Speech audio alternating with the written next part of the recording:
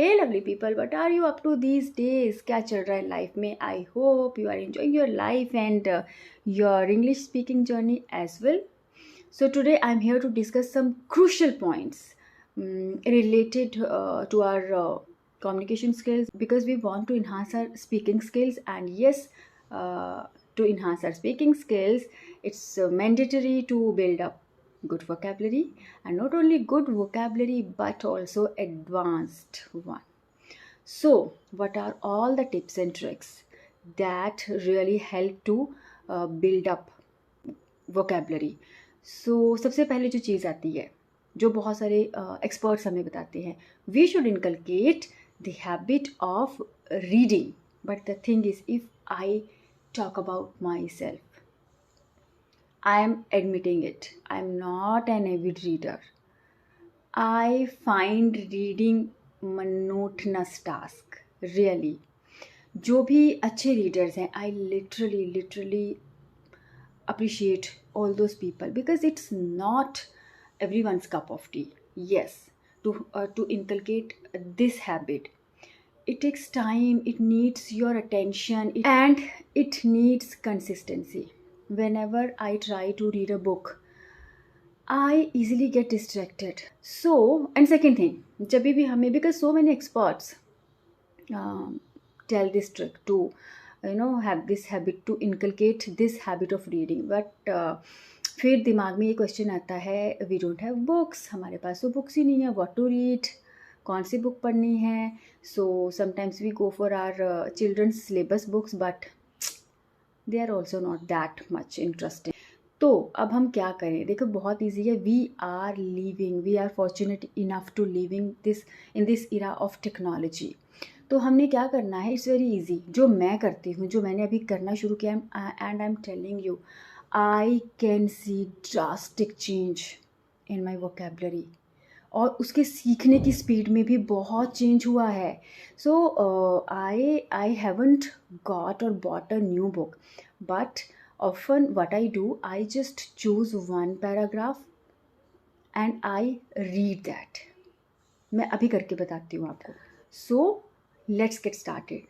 जैसे मैं आजकल सीख रही हूँ, not आजकल but yes, for a couple of days I would say. English is generally acknowledged to be the world's most important language. It is perhaps worth trying to understand briefly the basis for that evaluation. There are, after all, thousands of languages in the world, and each seems to be uniquely important to those who speak it as their native language, the language they acquired at their mother's knee. But there are some objective standards to judge their relative importance. One criterion is the number of speakers of the language. A second is the extent to which a language is geographically dispersed. In how many continents and countries is it used, or its knowledge necessary. अभी आगे भी है, but मैं इतना ही choose कर रही हूँ आज की वीडियो के लिए. अभी देखिए, first of all, when we read, try to read it in a proper way. कई बार हम कैसे पढ़ते हैं? English is generally acknowledged to be the world's most important language, it is perhaps. तो we don't bother about full stops, commas. इनकी भी importance है. That is the reason all the signs are here in this paragraph.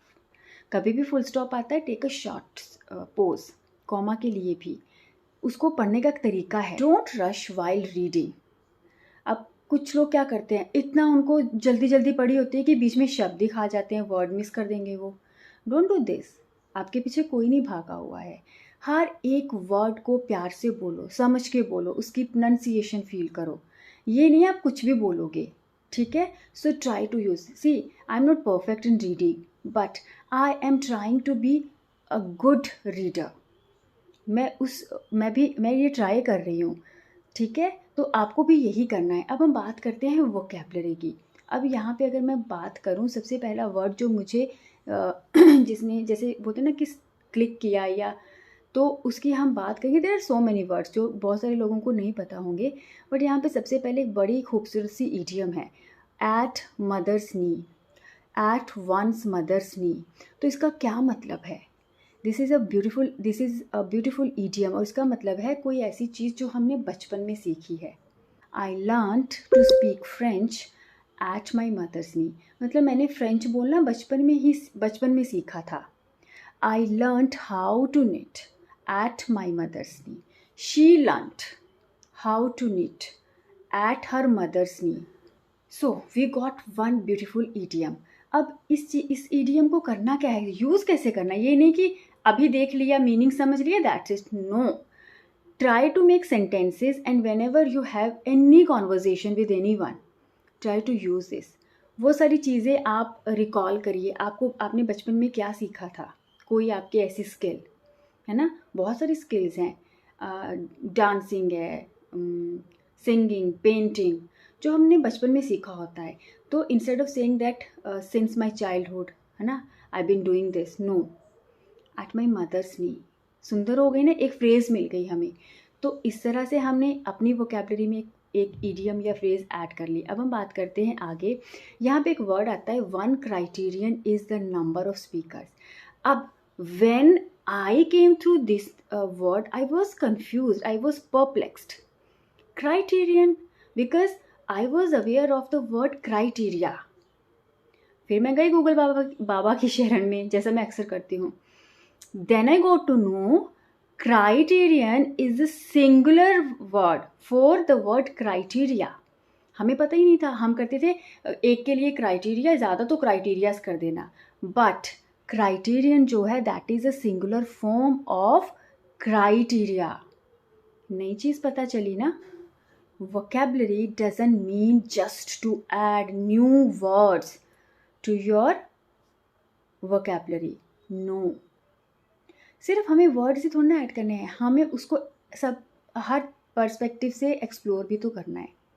Okay, एक word के कितने कितने dimensions हैं. First we need to understand the meaning of that word, then pronunciation and its functions also. उसका function क्या है, particular सब जो सेंटेंस हम रीड कर रहे हैं, what is the function of that word. Function means grammatical language में बोलूँ तो पार्ट्स ऑफ स्पीच. अब जैसे criterion, I don't know how many of you are aware of this word. I wasn't, but when I read this paragraph then I came to know. तो reading का मतलब ये नहीं है आप मार्केट से जाओ, महंगी महंगी बुक्स लाओ और पढ़ो. नो, क्योंकि वो तरीका मुझे बोरिंग लगता है और मेरे पास इतना I am always running out of time. हमेशा being a home maker, being a mother, मेरे पास टाइम की शॉर्टेज ही रहती है. तो मैंने where there is a well there is a way. अगर चाहत है कुछ करने की तो रास्ता भी आपको ही फाइंड आउट करना है. और मैंने ये निकाला कि instead of going for books और नॉवेल्स और poetry, I have chosen this method. Paragraph select करती हूँ, उसको रीड करती हूँ. ज़ीरो इन्वेस्टमेंट, कोई पैसा हमने खर्च नहीं किया है. We are so economical, we are smart enough. Actually we are smart cookies, I would say, right? So go for these kind of tricks. ये बहुत काम की हैं. अब नेक्स्ट जो हमारा वर्ड है that is geographically dispersed. Dispersed क्या होता है, मतलब बंट जाना, विभाजित हो जाना. ठीक है, एक नया वर्ड हमें मिला है, dispersed. Go through this word, try to frame sentences. जितने आप बना सकते हो बनाइए. अभी ये आपके ऊपर है. This is your creativity, how you are going to use all these new words in your daily life. It's your call. Okay, I can suggest you all the tips and tricks that I follow और I am following. मैं करती हूँ और मैं अभी भी कर रही हूँ. But how you will use this, जो भी ये चीज़ें हैं ये आपके ऊपर है. Now you have to find a way, कैसे इनको यूज़ करना है अपनी डेली लाइफ में. So that is it. And there are so many other ways, but the best method, अगर आपको रीडिंग करनी है and you don't have that time और you find reading a little bit dull और boring activity, go for this kind of short paragraphs. बहुत ही knowledge है अगर आप सीखना चाहो तो.